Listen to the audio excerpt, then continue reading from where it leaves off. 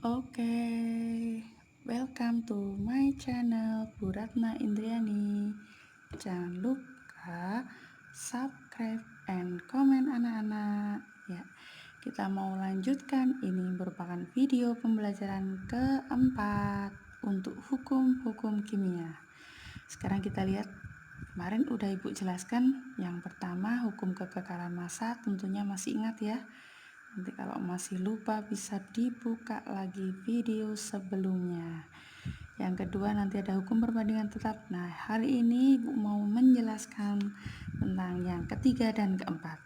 Hukum kelipatan berganda dan hukum perbandingan volume. Kita lihat dulu nomor 3, hukum kelipatan berganda. Jika ada dua unsur dapat membentuk lebih dari satu macam senyawa, maka unsur massa salah satu unsur yang bersenyawa dengan unsur yang lain akan berbanding sebagai bilangan bulat. Ya, ini sampel paling mudahnya aja seperti ini. Jika ada dua unsur, anggap aja misalnya C dan O. Nah, ketika CO dan O itu bereaksi, apa yang terjadi? Akan terbentuk senyawa. Senyawanya apa? Yang pertama ada CO. Masih ingat namanya? Karbon monoksida.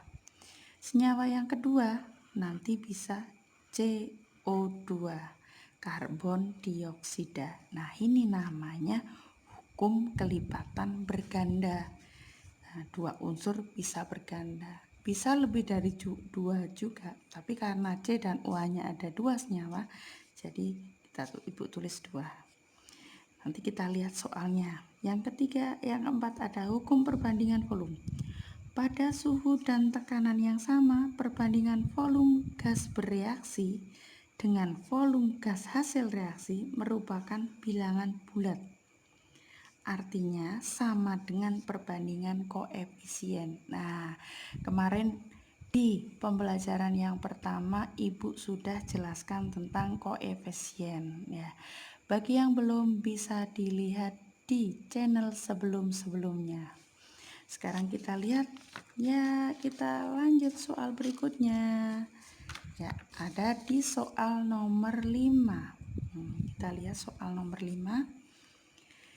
Ini ada dua senyawa 1, senyawa 2, massa A, massa B. Jika massa A itu sama, maka berapa perbandingan massa B ya? Ini nomor 5 dan 6 sebenarnya Ibu sama ya, cuma Ibu mau kasih dua cara. Sekarang kita lihat. Jika A sama, berarti di sini kita mau bikin yang sama 50 atau 40. Misalnya yang mau dibikin sama 50, artinya berarti yang pertama tidak boleh dirubah-rubah. Jadi yang pertama A 50, B 50. Berarti yang kedua biar hasilnya 50 juga, berarti 40-nya harus tidak boleh ditambah atau dikurang, hanya boleh dikalikan atau dibagi. Berarti biar sama dikalikan dengan berapa? 40 kali 5 per 4 ya. 5 kali 40 bagi 4 hasilnya pasti 50. Nah, berarti yang sebelah sini A-nya dikali 5 per 4. Berarti otomatis yang B juga harus dikali 5 per 4. Berarti hasilnya adalah 75. Jadi perbandingan B-nya adalah 50 banding 75. 2 banding 3. Nah, misalnya suruh menulis senyawanya, berarti senyawanya A-nya sama, berarti A-nya 1, B-nya yang 2. Sini A-nya 1, B-nya yang 3. Jadi hasilnya adalah A. Ya, ini merupakan cara yang pertama. Ya, sekarang kita lihat soal yang nomor 6.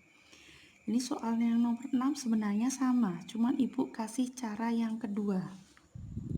Ya, cara 2. 40, 25, 60, 75. Jika B-nya sama, sekarang yang dibikin sama adalah B. Kita lihat angkanya jelek. Nah, 60 dan 75, kira-kira kalau mau dibikin sama berapa? Nah, pakai KPK saja. Kira-kira dibikin menjadi 120 ini nggak bisa dibagi, 180 nggak bisa, 240 nggak bisa, 300 ya. Berarti biar menjadi 300 dikali berapa?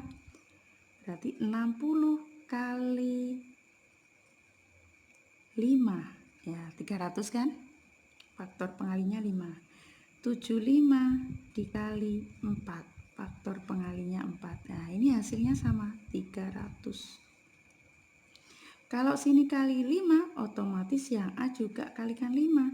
40 kali 5, 200. 25 kali 4, 100. Berarti berapa massa A dalam senyawa 1 dan senyawa 2? Berarti 200 dibanding 100. 2 banding 1. Ya, ini cara yang kedua. Ya, mohon maaf tadi nggak begitu kelihatan ya. Ya. Di cara yang kedua yaitu, nah bisa kita lihat sama. Jadi nanti yang ini juga boleh. Misalnya ini 50 40. Berarti kali 200 ya. Nah, berarti sini kali 4, yang sini kali 5. Ini kali 4, 200 kali 5 300. Jadi sama hasilnya. Ya. 2 banding 1. Nah, yang ini menggunakan hukum Dalton. Nah, dua unsur membentuk dua senyawa. Sudah? Ya, kita lihat soal yang berikutnya ya. Soal nomor 7. Soal nomor 7 kita lihat ya.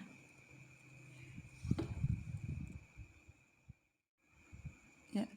Soal nomor 7 ini menggunakan, kita lihat ya, pada suhu dan tekanan tertentu, gas etana, ini etana dibakar sempurna. Ya, ini gas ya, berarti kalau nanti gas ini menggunakan hukum perbandingan volume. Nah, volume. Hukum Gay-Lussac. Ya. Dimana tadi bunyinya sudah Ibu jelaskan ya, bahwa perbandingan volume gas bereaksi sama dengan perbandingan koefisien ya. Jadi perbandingan volume sama dengan perbandingan koefisien. Nah, berarti ini sudah disetarakan belum? Belum. Langkah pertama kita setarakan seperti pembelajaran yang pertama. Ibu tulis dulu. C2H6 plus O2 menjadi CO2 plus H2O. Ya. C-nya ada 2, sini ada 1, berarti biar sama kalikan 2. H-nya ada 6, sini ada 1, berarti biar sama kalikan 3. O-nya 4 tambah 3, hasilnya 7. Berarti sini biar sama kali 7/2 ya. Boleh kalian mau kalikan 2 semua boleh, atau seperti ini juga nggak apa-apa. Sekarang kita lihat ya, kalau soalnya seperti ini aja. Jika gas etana ini 100 mili, nah jadi misalnya sini 100 mili. Berapa CO2 dan H2O? Nah, tadi Ibu udah jelaskan bahwa perbandingan volume itu menyatakan perbandingan koefisien. Koefisien yang angka depan. Ini koefisiennya berapa? 1. Nah, kita anggap keranjang ya. Satu keranjang isinya 100 buah. Berarti kalau 2 keranjang isinya berapa? 2 dibagi 1 dikali 100. Ya, jadi hasilnya adalah 200. Jadi yang dicari, perbandingan yang dicari dibagi perbandingan yang diketahui kali volume yang diketahui. 2/1 kali 100. Hasilnya 200. Yang ini H2O-nya berarti 3/1 kali 100. Hasilnya 300. Ya. Jadi duanya tadi dari sini, satunya dari koefisien. Ya, siapa tahu besok kalau sini 2. Jadi hasilnya 200 dan 300. Oke. Sekarang kita lanjut soal nomor 8. Soal nomor 8 ini dengan tipe yang berbeda ya. Nah, suruh menentukan rumus. Kita lihat dulu. Pada suhu dan tekanan yang sama ada 20 mili A2. Ibu tulis A2 bereaksi dengan B2 menghasilkan AXBY. Maka rumusnya kita tulis di bawahnya 20, 60, 40. Nah, berlaku sama. Volume sama dengan koefisien. Berarti ini cukup dibandingkan. Berarti perbandingannya 1/3 Kita taruh koefisien. Ya. Jadi hasilnya 1A2 3B2 itu menjadi 2AXBY. Nah, udah bisa dicari. Yang sebelah kiri A-nya berapa? 2. Jadi A yang sebelah kiri 2. Yang sebelah kanan 2X. Jadi X-nya 1. Untuk B. B-nya ada sebelah kiri 6. Sebelah kanan 2Y. Jadi Y-nya adalah 3. Ya, jadi rumusnya A-nya 1, B-nya ada 3. Jadi hasilnya AB3 yang E. Ya. Oke. Bisa dipahami ya anak-anak? Sekarang kita lihat soal pengembangan soal lagi seperti nomor 9. Nah, ini nomor 9 ini hampir sama dengan soal yang di hukum Proust yang nomor 4 yang ada pembatasnya. Sekarang kita lihat. Sebanyak 20 mili nitrogen bereaksi dengan hidrogen menghasilkan amonia. Jangan lupa disetarakan. Maka berapa mili amonia? Ini yang amonia ya, yang terbentuk, dan berapa mili gas bereaksi yang tersisa. Di sini ditanyakan sisa. Sekarang kita lihat. Ibu tulis lagi. N2 ditambah H2 menjadi NH3. Nah, sini 20 mili, sini 90, berarti sini berapa? Nah, ini bedanya soal nomor 9 dengan soal nomor 7. Kalau yang diketahui itu hanya 1, langsung menggunakan perbandingan volume sama dengan koefisien. Tetapi kalau di reaksi ini ada 2 yang diketahui, ya, di reaksi ada 2 yang diketahui, berarti nanti kita harus nyari pereaksi pembatas, ya. Masih ingat reaksi pembatas ya, yang Ibu jelaskan di pembelajaran ketiga kemarin, reaksi pembatas ya, PP ya. Kalau kemarin massa dibagi dengan perbandingannya sekarang volume dibagi dengan koefisien yang nilainya paling kecil ya. Yang paling kecil itu jadi pembatas. Sekarang kita setarakan dulu. E-nya di sini 2, berarti E-nya di sana 1 kalikan 2. Hanya jadi 6, berarti sini kalikan 3. Ya, sekarang kita cek pembatasnya. Cek PP. 20 dibagi 1. 20. 90 dibagi 3. Berarti 30. Berarti mana yang jadi PP? Otomatis yang 20 yang paling kecil. Ini PP. Nah, kalau sudah menentukan PP, berarti nanti kita baru ya kita ibu tulis ulang ya.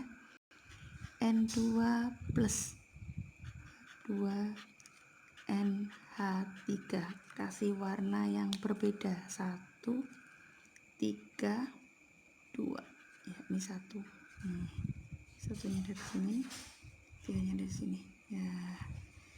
Berarti ini Ibu tulis mula-mula. Sini 20, sini 90. Bereaksi. Ya. Ditulis Ibu tulis M sini boleh. Sini Ibu tulis B. Nah, mana yang habis tadi? 20 kan? Berarti otomatis yang habis kita tulis lagi ulang 20. Nah, yang sini berapa? Nah, yang sini ini yang saat bereaksi ini menggunakan konsep perbandingan koefisien sama dengan perbandingan volume.